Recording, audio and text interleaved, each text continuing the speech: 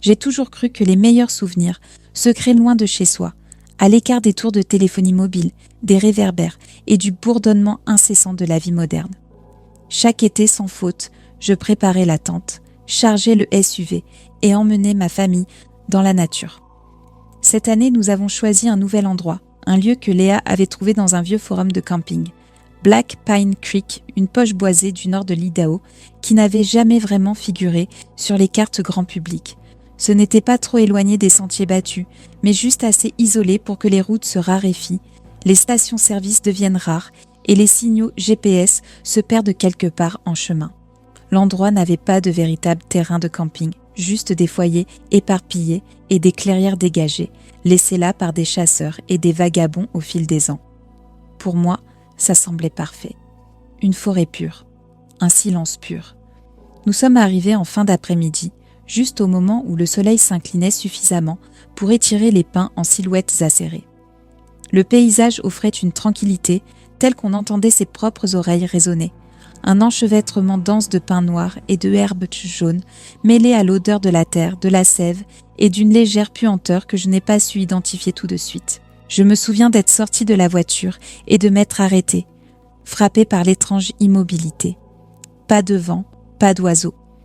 Juste le doux crissement des bottes sur la mousse sèche, tandis que les enfants, Ben et Ellie, gambadaient autour de la clairière, explorant les limites de notre petit coin de nature. Léa et moi avons travaillé en silence, installant la tente, empilant du bois, arrangeant la glacière. Les ombres s'allongeaient, la lumière s'estompa. Puis le vent est arrivé, un seul coup sec qui a fait plier les branches sur le côté et secouer le feuillage au-dessus de nous, envoyant une fine brume d'aiguilles de pin sur notre tente. L'odeur qui a suivi n'était pas celle de l'air pur de la forêt, mais quelque chose de sec, d'amer et de vieux, comme des cheveux brûlés ou des fleurs fanées. Cette nuit-là, nous étions autour du feu, grillant des hot-dogs et des marshmallows. Les rires des enfants, dissipant la tension que je n'avais pas remarquée, s'insinuaient dans mes os. Léa semblait détendue, ou du moins, elle le simulait bien. Je n'arrivais pas à me défaire de l'impression que nous n'étions pas aussi seuls que les cartes l'avaient promis. Je me suis dit que c'était dû au nerf. Les nouveaux endroits me faisaient toujours cet effet-là. Mais puis, les tambours ont commencé. Au début, c'était si faible que je l'avais pris pour mon propre battement de cœur. Un bruit sourd et rythmique venant de quelque part au fond de la forêt. C'était trop régulier, trop délibéré pour être un animal. Je suis restée figée, écoutant, tandis que le bruit devenait plus fort. Léa l'a remarqué aussi. Son visage s'est tendu, sa tête s'inclinant comme celle d'un chien entendant un sifflement au loin. C'est la curiosité qui m'a poussée à me lever. J'ai pris la lampe de poche et me suis éloignée du feu, me faufilant entre les pins. Le bruit m'attirait comme un lien invisible. À chaque pas, l'air devenait plus froid, le sol sous mes pieds plus doux, comme si je marchais sur quelque chose de fraîchement creusé. J'ai éteint la lampe lorsque j'ai vu la lumière devant moi. Ce n'était pas la lueur chaleureuse d'un feu de camp, mais un éclat blanc et intense, trop brillant pour une flamme.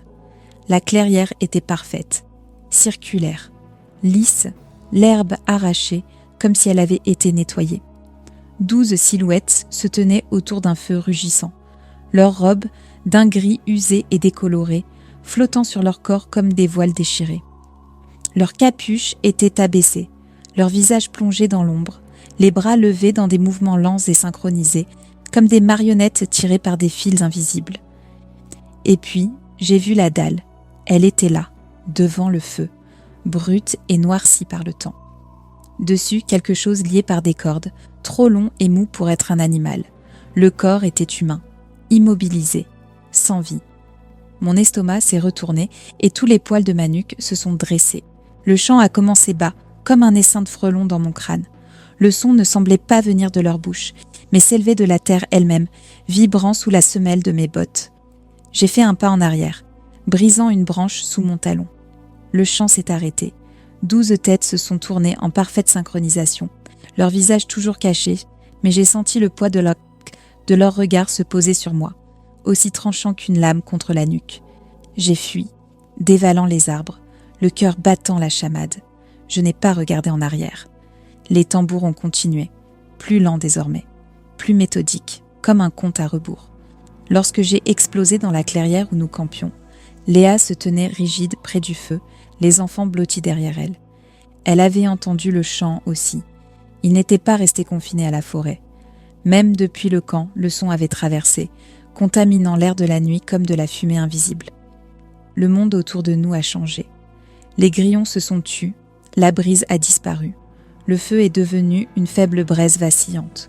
Je suis restée immobile, écoutant l'espace au-delà de la lumière, où les ombres frémissaient et vacillaient de manière inexplicable, défiant la nuit sans vent. Des formes se déplaçaient à la périphérie du camp, ni humaines ni animales, glissant, frémissant, impossibles à saisir. La température a chuté. Je pouvais voir la buée sortir des bouches de mes enfants, flottant dans l'air comme des brumes de brouillard. Les ombres se sont approchées, leurs contours devenant plus nets, 12 silhouettes, capuches abaissées, robes ondulant bien que l'air fût immobile. Finalement, le feu s'est éteint, l'obscurité nous enveloppant comme un tissu humide. La forêt s'est rapprochée, l'espace rétrécissant comme si le monde lui-même se resserrait. Le bourdonnement est revenu, le même que celui du chant, mais plus profond, comme une vibration dans les os.